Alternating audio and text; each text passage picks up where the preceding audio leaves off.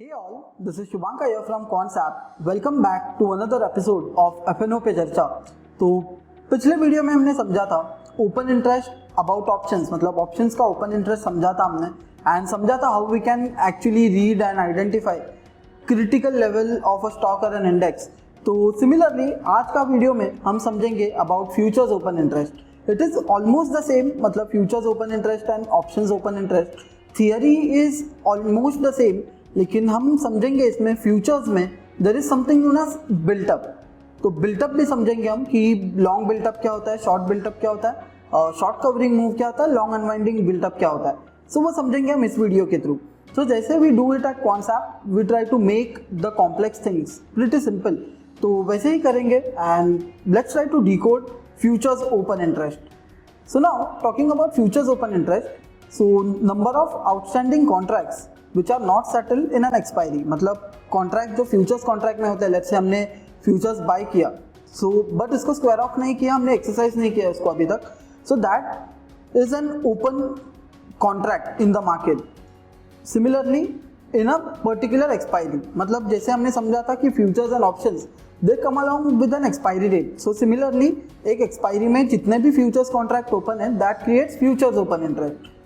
Buyer and seller opening an open contract is an open interest. So basically open interest again, be it futures or options, उसका जो मतलब है it is hidden in the word itself. Open interest मतलब जो contract open है जिनमें participant जो है उन्होंने उनका इंटरेस्ट पुट किया है, तो उनकी पोजीशंस ओपन है अभी भी मार्केट में। एंड जैसे ही हमने ऑप्शंस में पढ़ा था कि एक ओपन इंटरेस्ट ओपन ही नहीं होगा एक कॉन्ट्रैक्ट जब तक buyer and seller both involve नहीं है। सो सेम वे फ्यूचर्स के ओपन इंटरेस्ट में be there is a seller standing for each and every buyer. The logic remains the same कि अगर लेट्स से कि मुझे बाय करना है, let's say for an example Infosys का जो है एक मुझे फ्यूचर्स कॉन्ट्रैक्ट बाय करना है ये मंथली सीरीज के एक्सपायरी का, सो अल्टीमेटली कोई तो और होना चाहिए participant in the market who is ready to sell Infosys, क्योंकि मेरा ऑर्डर जो मैं प्लेस कर रहा हूँ इन फ्यूचर्स कॉन्ट्रैक्ट वो ऐसा नहीं हो सकता कि जस्ट मशीन में जाके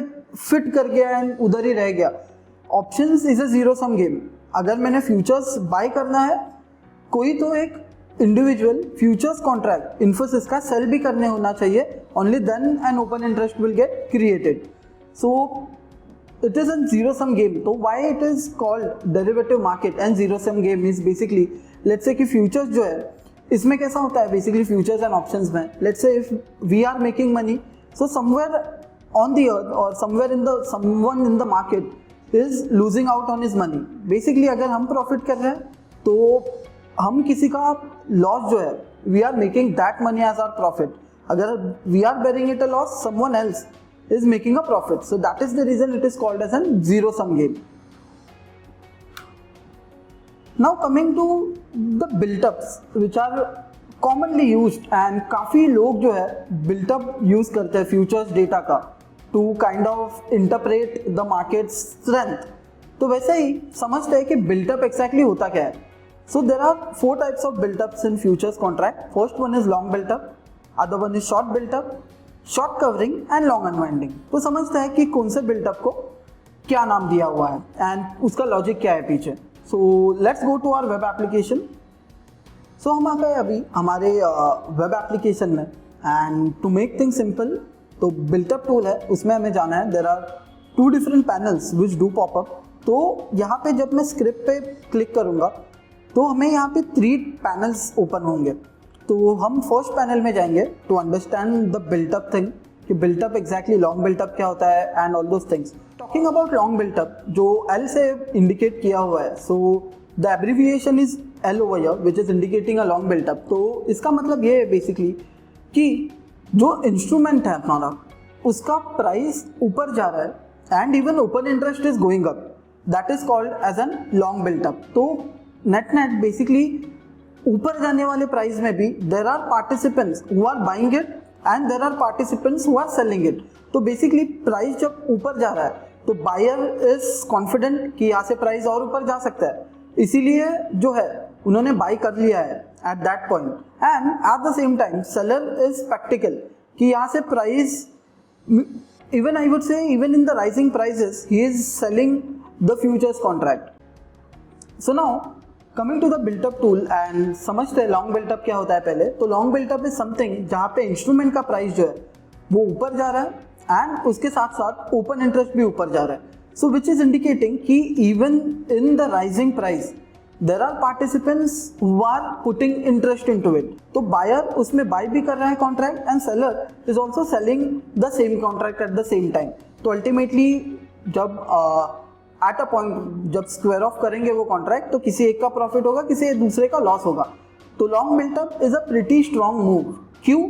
क्योंकि उसमें बायर जो है उसने बढ़ते हुए प्राइस में भी बेट किया है कि प्राइस ऐसे ऊपर जा सकता है.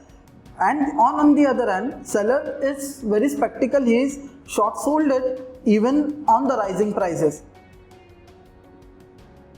Now the next one is short, जो इंडिकेट किया हुआ है एक एब्रीविएशन एस से, which is indicating a short built up. तो शॉर्ट बिल्टअप में बेसिकली होता क्या है कि prices of that instrument is going down, price नीचे जा रहा है, but even in the falling prices the open interest is going up.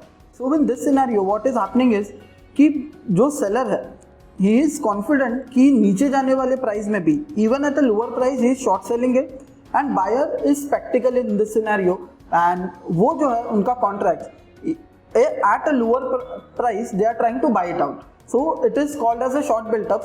So short built up is a pretty much negative move जहाँ पे price नीचे जा रहा है. So even in the falling prices there are participants who are putting interest into it. उसका open interest फिर भी बढ़ रहा है. Now the other one is long unwinding. Okay, तो long unwinding move is opposite, complete opposite of a long built up, wherein instrument जो है price जो है इंस्ट्रूमेंट का वो नीचे जा रहा है एंड ओपन इंटरेस्ट जो है of that instrument is also going down. तो आप इसको ऐसे कह सकते हैं कि जो लॉन्ग पोजीशंस थे they are getting net net unwinded. इसका ऐसे भी कह सकते हैं कि प्रॉफिट बुकिंग हो रही है in that instrument. Then there is a short covering move. So short covering is completely opposite of the short built up. तो शॉर्ट कवरिंग में होता क्या है बेसिकली कि prices they go up and open interest unwinds. मतलब जो price है it is only due to the unwindings which have happened in the short positions. वो एक fresh long built up नहीं है, it is just a temporary pause which has happened. So now हम आ गए अभी built up में ही futures open interest historical में.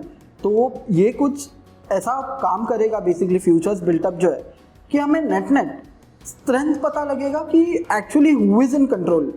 Are they the long positions which are in control or are they the long unwindings move which are, or I would say the short positions which are in control over a particular script. तो जैसे आप देख सकते हैं जो green colour के bars है it is indicating that long built up was been made.